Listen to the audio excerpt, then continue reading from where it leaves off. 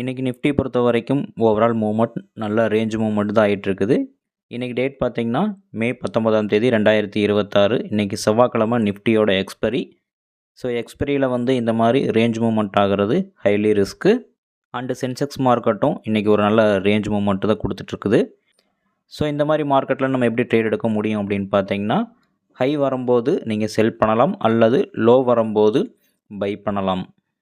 அதாவது இந்த range மூவ்மெண்ட்டுக்குள்ளே bottom area கிட்ட வரும்போது நீங்கள் கால் சைடில் என்ட்ரி எடுக்கலாம். அண்டு இந்த டாப் ரெசிஸ்டன்ட் ஏரியா கிட்ட வரும்போது நீங்கள் புட் சைடில் ட்ரேட் எடுத்து ஒரு சின்ன ப்ராஃபிட் மேக் பண்ணலாம். பெரும்பாலும் இந்த ரேஞ்ச் மார்க்கெட்டை அவாய்ட் பண்ணிடுறது பெட்டர்.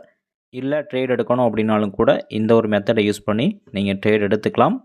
நானும் அதே மாதிரி தான் சென்செக்ஸில் 75,900 காலில் ஒரு ட்ரேட் எடுத்தேன். ஒரு சப்போர்ட் ஏரியா கிட்ட வரும்போது ஒரு ட்ரேட் எடுத்து அதில் ஒரு 50 பாயிண்ட்ஸு புக் பண்ணேன். அதாவது நான் எடுத்தது இன்றைக்கி ஒரே ஒரு லாட்டு தான் என்ட்ரி எடுத்தேன். இன்றைக்கி மார்க்கெட் ரேஞ்ச் ஆகிறதுனால மேக்ஸிமம் குவான்டிட்டி எடுத்து ரிஸ்க் எடுக்க விரும்பலை நான். அதனால் இன்றைக்கி ஒரே ஒரு லாட் எடுத்து ஒரு சின்னதாக ஒரு ப்ராஃபிட் புக் பண்ணிவிட்டு இன்றைக்கி ட்ரேடை க்ளோஸ் பண்ணிட்டேன்.